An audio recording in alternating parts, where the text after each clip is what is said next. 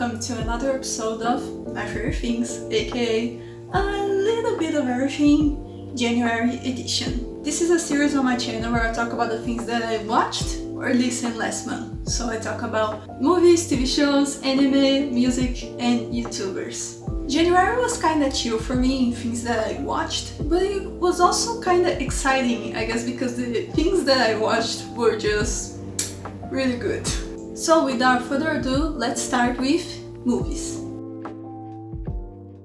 I started the month by watching the new Puss in Boots movie, The Last Wish. I started to see people talking about it online, these videos popping up about how amazing this Puss in Boots movie is.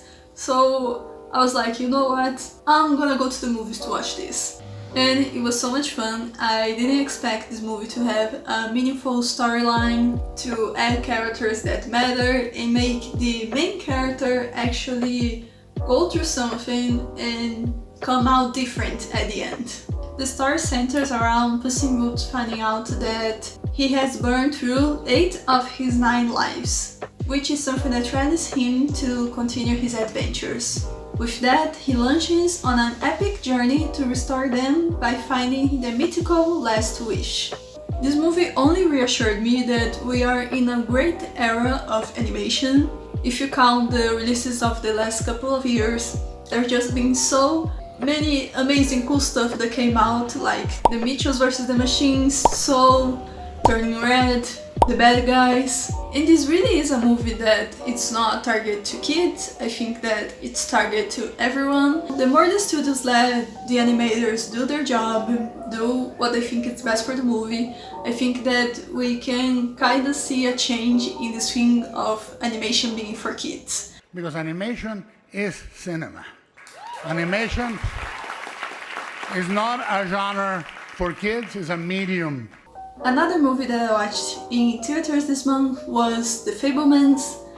I'm gonna keep it short. It's a beautiful movie. Spielberg transmits his memories in a way that feels so alive, like it happened yesterday. That thing of you looking back on your childhood and seeing how your parents were actually at the time feeling and how were they behaving, what that meant, is a whole crazy thing, but it's so interesting to see being portrayed in movies. I gotta check it out after some, because I know that they deal with that in some ways. I think this is a great theater experience and that if you're interested, go check it out. Spielberg is a great filmmaker and he just keeps getting better with age, in a way. Okay, this month I got to finally watch the 2 seasons of The White Lotus. The White Lotus is an anthology series.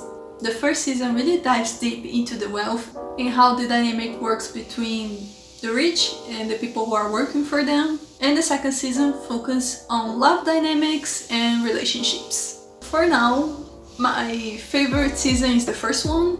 I was really interested in what was happening, and those social dynamics were greatly built up in a way that you can see the irony and feel bad for those who have to put up with all of that stuff.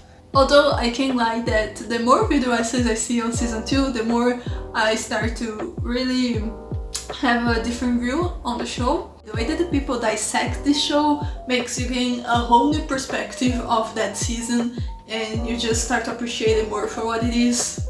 The other show that I watched this month was The Patient. This show is a psychological thriller about a serial killer taking his therapist hostage in an attempt to stop him from killing again.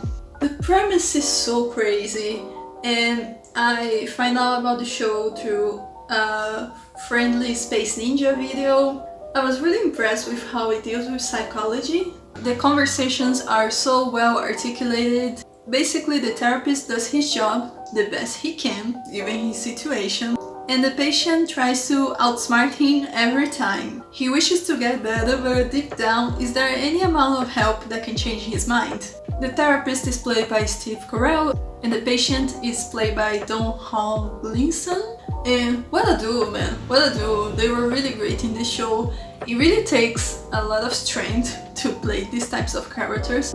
I do think that 10 episodes is a little too much. If it was a little more shorter, like 8 episodes or even 6, I think it would be a much better flow, because this is a slow burner that can affect how you like the show or not. The pacing is a little slow, but if you're willing to wait and see what happens, the outcome can surprise you. We are in the winter season of anime, and here are the ones that I'm watching right now and that I definitely recommend you checking out. My favorite so far is The Ice Guy and his cool colleague friend. The story is about Himuro-kun, who is a living descendant of the Snow Woman from Japanese folklore. But anytime he's around his eccentric yet kind colleague, Fuyutsuki-san, he totally freezes up. Despite this snowstorm of love that rages on his heart and her complete cluelessness, will he take a step forward or stay frozen in one place? If you love office romance in anime like Otakoi and My Senpai is Annoying, then oh boy, is this the anime of the season for you. It definitely is for me. I love those types of animes and it's being really wholesome. The next one is Tomo-chan is a Girl, that tells the story of Tomo Aizawa and Junichiro Jun Kubota. They are childhood friends, and since she was young, Tomo has just been another one of the guys, but she has fallen in love with Jun, who, due to his extreme muscle brain nature, does not notice any of her advances, not even when she explicitly confesses her love. For the longest time, he did not even realize that she was a girl. Will Tomo ever be able to catch Jun's eye and escape the infamous bro zone? I know that these types of anime depend on sense of humor and if you enjoy these romantic comedies, but really this has been a really fun anime. There's only been 5 episodes out, so I don't know where this is gonna go, but usually these types of story in anime and manga, they take a long time for the couple to get together, so don't go thinking that you're going to see that romantic outcome by the end of the season. The second season of Don't Toy With Me, Miss Nagatoro, is out and I've been loving it, especially since now we're out of everything that happened in season 1 and it's clear that they still like each other.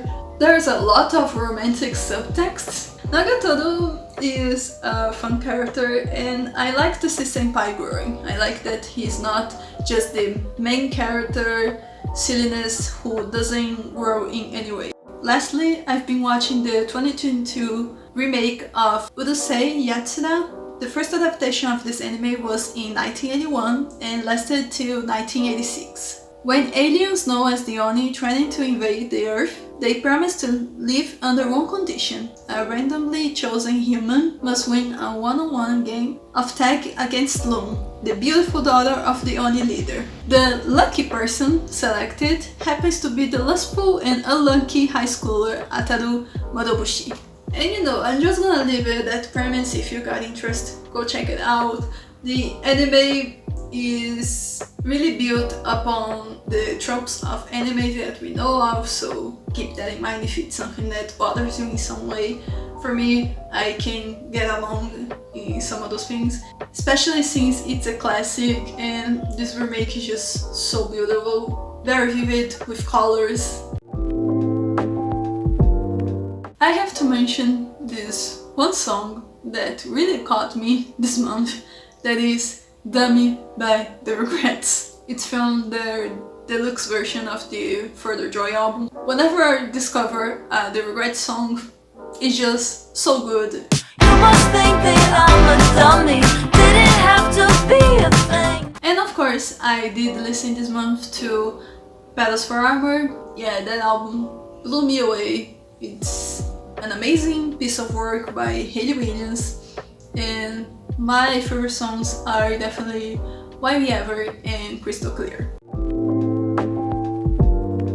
I'm excited this month to watch The Whale. I hope I can catch it in theaters because it's coming here in February. I know that it's a drama, I know that it's Darren Aronofsky and that I might be destroyed by the end of it, but I'm excited. I never watched a Darren Aronofsky movie in theaters, so I think it will be interesting. So, those were a few things from January. I hope that you're enjoying these little recommendations. If you have watched any of the things that I mentioned, please comment what do you think of them down below. If you want to leave a recommendation, I very much appreciate it. That's it for now. Thank you so much for watching, and I'll see you in the next one. Bye!